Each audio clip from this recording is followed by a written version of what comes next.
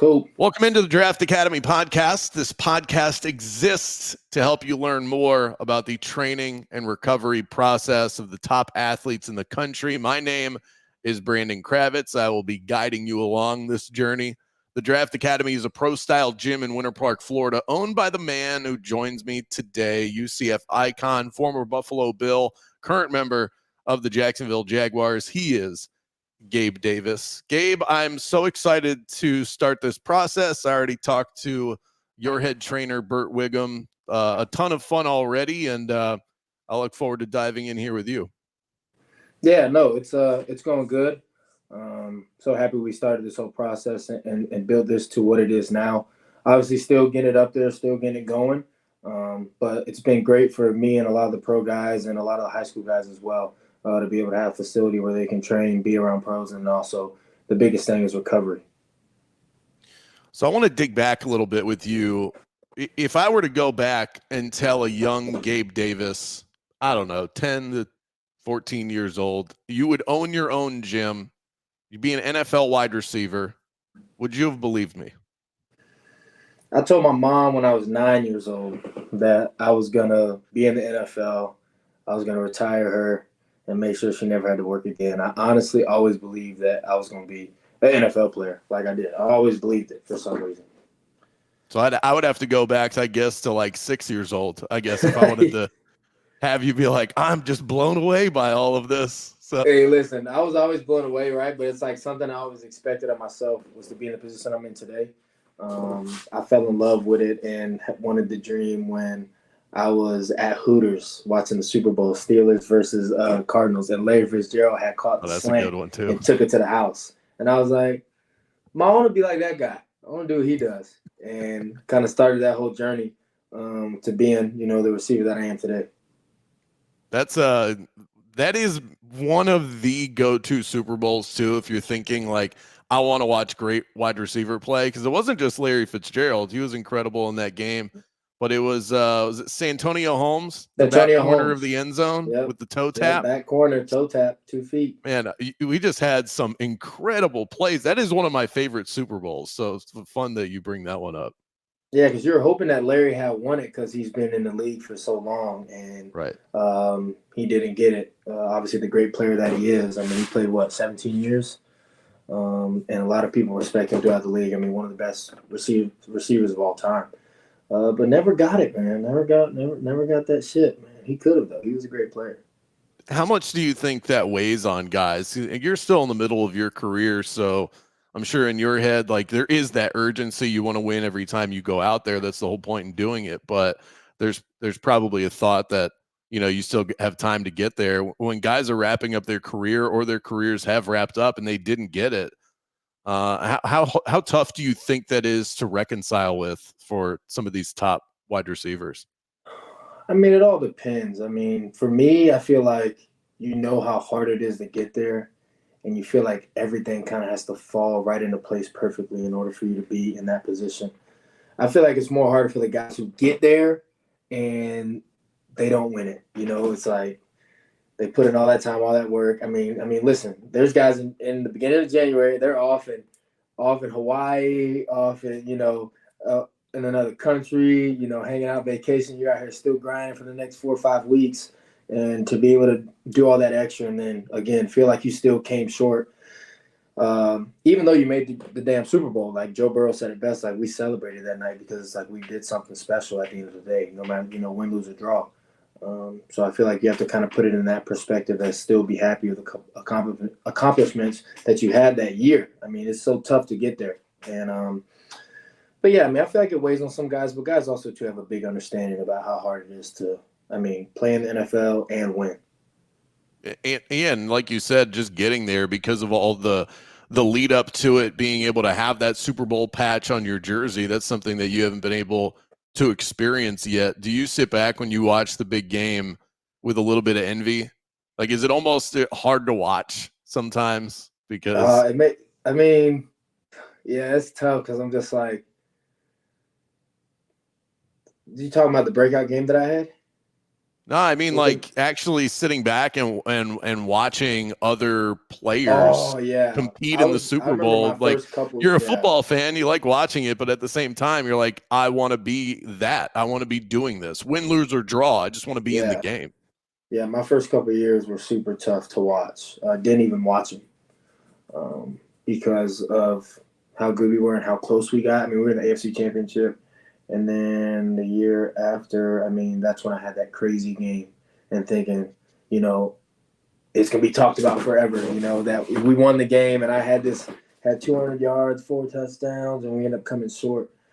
Um, but then I started to understand. I mean, guys used to always tell me my rookie year all the way. They're like, Gabe, you don't know how spoiled you are. There's guys that play 9, 10, 11 years who never touched the playoffs, and they're like, you're coming in here to a winning team, like you don't know how bad it can get. So once they gave me that perspective, it kind of helped me out a lot.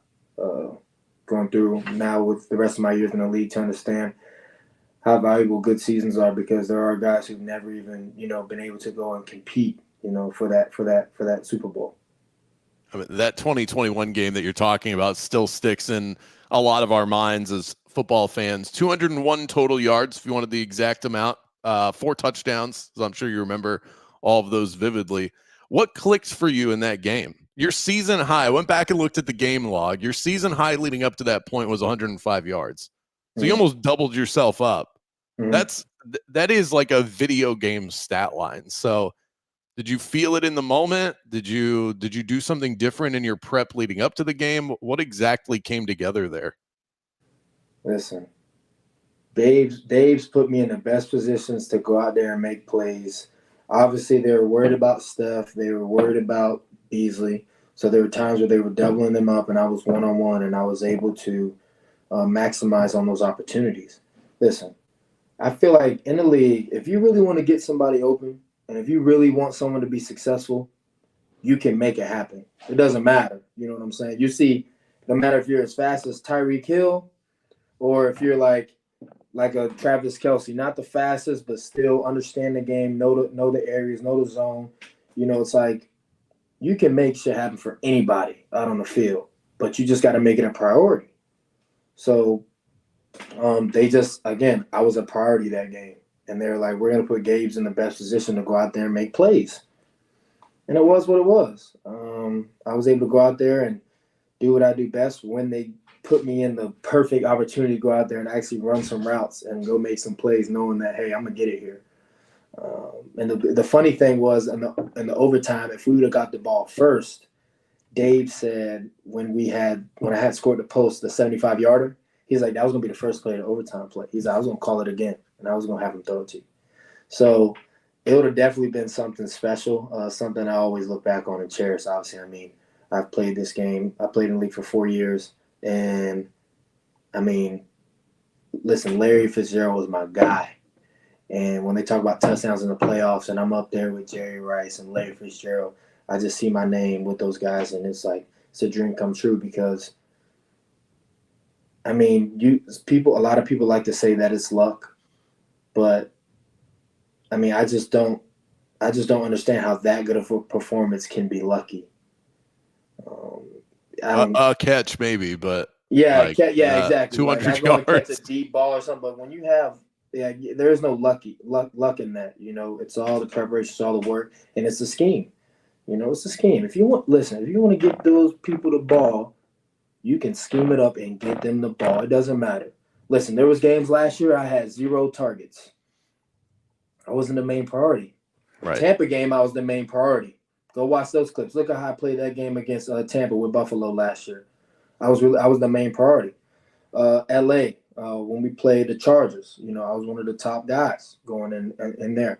Philly, go to Philly. When you put me in a position and give me the targets, I can make the plays. Anybody can do it. You know what I'm saying? A lot of guys are really talented in the league. They just have to do it. So when you are looking back and watching, you're thinking, oh, this guy's not this, or he's not doing this. It's like, no. It's just a whole different view when you watch them from the couch. It's funny that you mentioned that because I'm watching the show Wide Receiver right now Yeah. on Netflix, and yeah, it seems like that is the sort of the main subject of the position of that show is I can go out there and do all the right things on every single play. If they don't dial it up for me or the quarterback can't get me the ball, there's only so much that I can do.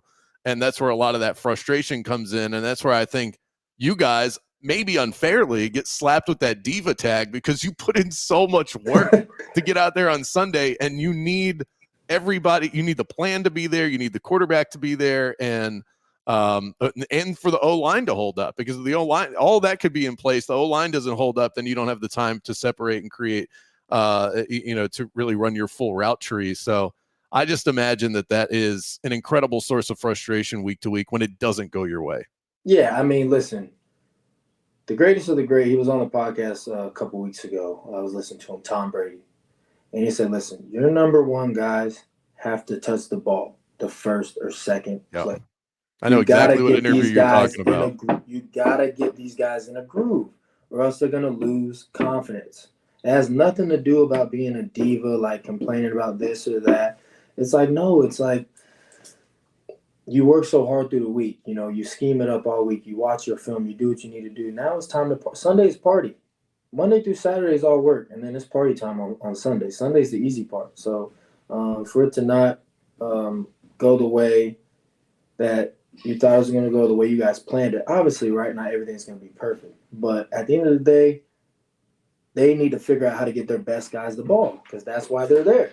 So to sit here and get mad at a number one receiver when it's almost the end of the second quarter and he hasn't touched the rock, and you want him to go and perform at a high level and go catch a 50-yard bomb you know what I'm saying? It's just, obviously, can guys do that? Yes. Have guys made those plays? Yes, of course. But you have to instill that confidence into each other, because that's all you guys have is each other, you know, and if it just, you start to question things once things aren't coming your way. How much does that unlock things for you when you start to get peppered with targets? You got 3 targets within the first 5-6 minutes of the game, and you're making do with them. So, you know, not just targets, but actually, you know, you're getting receptions and yards. And how much does that help when you get into a groove, specifically early into the football game? Oh man, when you feel that ball with your hands the first time and it's nice and fit, you feel it firm, you're like, oh yeah, it's gonna be a good day. You know, you got to get something easy going. Once you know you're going to get the targets, and once you know that there's going to be multiple opportunities, it makes the game easier. And also, say you make a mistake, say you drop a ball, you know another opportunity is going to come. So it's like, listen, scratch that, we good. You know, I ain't perfect. I know I can make the next one. Some of us don't get a next one. Some of us, all we get is the one. You know what I'm saying? I remember my rookie year, we played against Miami. I didn't touch the ball the whole game. And then we're driving down in the fourth quarter. And I catch a diving touchdown, a diving catch in the end zone for a touchdown to get us up. And I'm sitting there thinking like, damn, that was my first catch of the whole game. And I made it happen, of course. But it's like, if I would have dropped that ball, everybody would have said, oh, this man sucks. He can't catch. He can't do this. He can't do that. But it's like, it can happen 100%. You can go and make those plays when you haven't seen nothing all game, but it just makes it tougher. I'm thinking about last season. I'm going back right now just to make sure I got the game right. Last year, you guys started, last year it was with the Jets. So it was the year prior. I'm thinking about when you guys started against the Rams in that first game. Mm-hmm. And I remember I think it might have been like a wheel route or something. You remember the play? Yeah, you caught a touchdown pass. You had a wide open field in front of you. Yeah. Well, that feels like what you're talking about. Like, that was clearly dialed up to get you open, and you were in an ocean by yourself. So is that the kind of thing that you're talking about? Yeah, I mean, that's solely schemed up for me, right? There's a priority in each and every concept. And, you know, you just got to put certain guys in certain positions for them to be the priority. You know, it's that simple. And that game I remember 4 catches, 88 yards and a touchdown. Could have really had 2. But listen, I got Stephon Diggs on the other side. Minimum 10 to 12 targets, right? You got to give respect. He's the number one guy. Like, you can't, that's our guy. 10 to 12 minimum. I was happy with the 5 that I got. I was like, that's all I need. All right, that's all I need. Just let me. I'm right here. Just let me know that I'm here, and you guys know. And you got involved early. I think that was the reason why that one stuck out in my mind and what you're talking about. Not only did you got involved early, it was game 1 of the season. And I'm thinking, like, in your mind, you had a good year. I don't think, and I don't want to put words in your mouth, you haven't had the season that you want yet. That breakout, that over 1,000 yards receiving, double-digit touchdowns. I'm guessing that in your mind, at game 1 going like that, you're like, this is the year that's going to happen. 100%. And it felt like they got away from you a little bit. Well, what happened was it's a Friday practice the next week, and I'm running a seam down the field. And I go to jump up to go catch it, and I land on my ankle wrong. Boom, high ankle sprain. So second week, on the Friday practice, I get a high ankle sprain, and I'm just like, bro, here we go, right? Like this is easily gonna be around the whole season. You got to think, playing receiver with the high ankle sprain, like you ain't gonna be able to run like you want to run. You ain't gonna be able to cut and break down like you want to. So it was a big. It hit me pretty hard, confidence level, just because I just felt like I couldn't be that guy I knew I could be, especially coming off the game that I had. So I feel like that's what really kind of set me back that year. But then obviously, even when I feel like last year I was healthy. I was healthy all year, played pretty well. But again, if you look at me with all the other receivers in my class, I think I was top in touchdowns, tied with CeeDee Lamb. But you can see my targets are way lower than all those guys. And I just know if I was more prioritized, I can make more plays, have the numbers that I want to have. But again, I'm not getting 100 some of these guys are getting 160, 65, 170, 190 like targets. I'll be good if I hit 90. I think I had 81 last year, 81 targets, and I'm not sitting there throwing shots at anybody, right? It's not like, it's anybody to blame. I'm just saying, like, I wasn't that guy for the situation I was in. So, but I know when I was getting targeted and they made me that priority, I was making the plays. Let's get that clear. Let's get that real clear. But, yeah, man, but it taught me a lot. I'm happy that, everything that I had happened. And now I'm in Jacksonville, so we'll see how this goes. But real excited, real confident. I just started looking up all the target leaders from last year, and you're right, man. Some of these numbers are gaudy. Like you mentioned CeeDee Lamb. Okay, so you're neck and neck with him in terms of touchdowns. Yep. He had 181 targets last year. Yeah. That's insane. Yeah, like I said, listen, you want to get somebody the ball, you want to get them and you can make it happen with a lot of people. I'm not saying any and everybody is saying it's easy, right? CeeDee Lamb, great player, like super talented, quick, fast, like go gets the ball, good with his hands, catches in traffic. But they put him in great positions too. They take advantage of the player that they have. Justin Jefferson, another one, can play around the whole field. And they make sure they take advantage of it. Like they know, like, listen, this guy can play anywhere. We need to make sure we make it happen for him each and every game. And I feel like that's what they do. Kirk Cousins was, he closed his eyes. You know where he's going. Like he know where he's going already. So, but yeah, it's all about. I think a big part of it is definitely scheme for a lot of us. So how much of that was, I know that coming back to Florida was a huge benefit for you, and that was part of the reason, maybe the biggest, that you chose Jacksonville as your landing spot in free agency. But just in listening to you explain all of this, it sounds like scheme was a big part of it as well. Like you were probably looking at who's dialing up the plays and who who have they prioritized in the past? Are you looking into it like that? Or are you just sort of like, give me the place, give me the money, let me cross my fingers and hope that they buy into Gabe Davis? Yeah, it's a little honestly, it's a little bit of both. Um, I had a couple teams, nothing too crazy.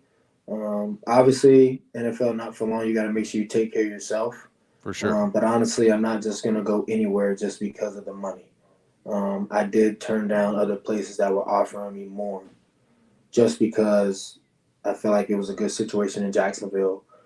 It's hard to find a top quarterback in the league. That's consistently going to be with the team. You only got so many, and I love Trevor Lawrence. I love his game. He's a great player. I feel like he hasn't even, he's going to reach he hasn't even really reached his full potential yet. He's going to be a great player. He's going to be a great player. And then the guys that's on the team with Jacksonville, I remember we used to play. We always struggle with them. One thing about their defense is the real Jacksonville, our defense now, right? Real tough guys. Especially in the run game, they're gonna come through and hit your ass. And then play sound defense. Look, they're real together. It seems like they got a real strong bond. We can never beat them, right? And then on the other side, ETN can run the hell out of the ball. Christian Kirk, great route runner, gets separation, really good. Evan Ingram, another great tight end, all hands. Literally catches everything, all hands.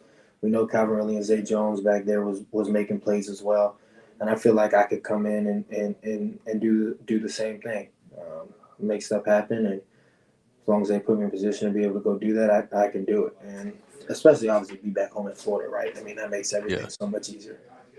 Yeah, you talk about Trevor, and he's a made man with that new contract. He's got one of the biggest in NFL history. Mm-hmm. And like you said, I think everybody pretty much agrees.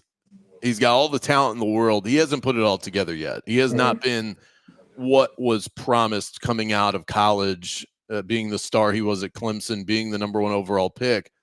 Do you think that his contract is a projection as much as anything else, because he hasn't played like he's a top 3, top 5 quarterback, but yet he's paid like one? Is that just Jacksonville, in your opinion? This is now your teammate, your quarterback, saying, we just know that this guy's going to turn into a star. We're trying to get ahead of that. The way I see Trevor handle himself in and out of the huddle, the way I see him communicating him on the line of scrimmage, the way that he communicates with us, he's a true leader, and he will, not saying that he's not, but if people want to look at it as, they're paying him for the potential of him to be great, if that's how you want to look at it, sure. I feel like he's going to be a great quarterback. He's been great. And again, okay, cool. He may not be your number 1 guy, but he's Jacksonville's number 1 guy. Right. So you got to pay him like he's the number 1 guy. That's the truth. Because it's okay, say everyone wants to sit here and say, he's not worth $55 million. Right. He shouldn't be getting that. Whatever. It's okay, so don't sign him. Who you going to get? Who you going to get? You can't get nobody. Ain't nobody free right now. You can't get a guy who's been established in the NFL who's going to be playing like a top quarterback right out the gate. You can't go off of guys in college. You flipping a coin. So Trevor's Jacksonville's number 1 guy. So you need to pay him like he's the number 1 guy, right? And he deserves every bit of it. Again, great dude, great player, great leader. Listen, it's all about the quarterback coming into the huddle and being confident no matter what's going on. And he don't stutter. He know everything that's going on. He's going to give you that confidence. And you can go out there and win with that. So, and listen, they was showing that they can put it together. They just had some little joints that was coming up that we ain't know what was going on. So we what was it, 8-2? So it's all you gotta do is figure it out. This league's tough and it's hard to win. So, but we're gonna figure it out this year for sure. And Trevor's definitely gonna be a player that everyone's talking about after this year. Have you had a chance to get to know Brian Thomas Jr. yet? I know the last time we spoke, you commented on the pick, but it was right after it happened. Now you guys are a week away from training camp. Have you had a chance to chop it up with him? Yeah, BT's real cool, real quiet dude though. I got to get it out of him. Super quiet. Maybe we'll open him up and bring him on the podcast. Yeah, Get him to open up a little bit. Yeah, we can open him up for sure. Okay. But this guy, you see right away, he has 17 touchdowns. He's a deep threat guy, and when he came to OTAs, you see it right away. He was making plays down the field. I mean, that's his game. He looked real confident in it, and definitely a great addition. And two, he's smart. All about business. Doesn't want any problems or anything. Like, he's a good, solid dude who just wants to play football, and you can trust to play any position on the field and go down the field and make plays. You're in a cool spot now because you're sort of a veteran. You're a veteran wide receiver, and young guys like that are going to lean on you. And I'm sure that you have wisdom that even if he doesn't ask, you're going to give it to him anyway. What are a couple of those things that when you get time with him, when you wrap your arm around him, just say, "Hey, I know you're new. Let me at least help you try to avoid this hurdle or that hurdle." What do you tell a young guy so that he doesn't experience some of those hiccups that maybe you did? Yeah, it's definitely a whole new role for me. Because again, like you're saying, being like kind of like that vet guy, still only being 25, but like, I come in. It happens fast though. It's crazy. It does. It happens fast, and it's like now I'm that guy, kind of the leader in the room, with Christian as well. But really, I feel like guys feel like everyone's watching them, and I try to tell them just to, like, you're not that important. Don't think that everyone's only worried about what you're doing, just worry about yourself. Focus on yourself, focus on your God. Don't worry about what everybody else is doing or saying or you feel. Like Kobe Bryant said that, and it's really struck home for me. Like, bro, no one's thinking about when he scored like 9 points. Like, no one's waking up in the morning thinking about what you're doing and how your day's going and about that game last night. Like, no, you're not that important, bro. Get out of your own head. So that's the thing I wanted to teach with the rookies was, just go out there, play free. Like, don't think that everyone's watching every single move. If that makes sense. Yeah, no, it does. I think that's good life advice in general. I think a lot of us wake up and think like everybody's thinking about themselves. Yeah, Really, we got our own stuff going on. Everybody does. You get your own shit to worry about. You've got your own mental health that you gotta sort through, and your own stresses. It's like you're not writing a to-do list for somebody else. You write it for yourself. Speaking of which, I actually wanted to switch gears to that. So many things that you have to prioritize as an athlete. Which of these are non-negotiable for you? So I'm going to give you a couple of options, and you tell me. I mean, you could say all of them or rank them, however you want to handle this. Where you say non-negotiable, that has to be of the utmost importance. Mental health, stretching, massage table, sleep. I'll just leave it there so I don't overcomplicate this. But when I mention those things, which zooms to the top of your mind? Like, if I don't have that right, everything else is going to fall apart. I mean, mental is obviously big. So mental is by far number one. And mental health, I think more what makes the game easier is if you got to master the playbook, right? I feel like that's the biggest mental thing about football. If you know what to do, then you can just go and play. If you're trying to think of what you need to do, now you're bringing in so many new variables, plus you're going against somebody else. You're bringing in the competitive aspect of it, man to man, and also you're trying to figure out, okay, what play is this? Where I need to go? That's when I feel like it starts getting fuzzy, and you kind of just get lost on the field. When you process things faster, it makes it slower on the field, and your mental is the biggest thing when it comes to that. And then obviously you said stretching, you said sleep, you said massage. I was just sort of going around, like, I've been at your facility at the Draft Academy. I'm kind of like going around the building, like, which of these is like, that's a daily I feel like stop. whatever works for you, whatever you feel like is like whatever routine that works for you, I feel like that's what is the most important, right? You always have to recover after, the days that we have in football. I feel like it's big. And so whether it's, okay, I contrast, 2-3 times a week, hot, cold, whether it's I get in the sauna, in the morning I get in the red light bed. I like to do the hyperbaric, or I like to, on Wednesdays, I'm gonna, stretch for an hour. Whatever it is that makes you, the best player you can be. Hands down, that's what you do. And then obviously, when you talk about sleep, Tom Brady obviously was big on sleep, and I feel like sleep is the most important time, because that's when your body like recovers itself. So if you're not sleeping, then you're gonna wake up and you're gonna feel it. So sleep is 100% under that mental health aspect. I talked to your trainer, Bert, and he said that you're working like 8-hour days. People don't realize that. They think it's all fun and games, but your full-time job is being a professional athlete.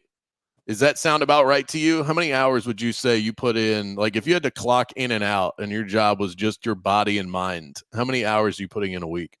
Yeah, so it's probably like 7 to 10:30.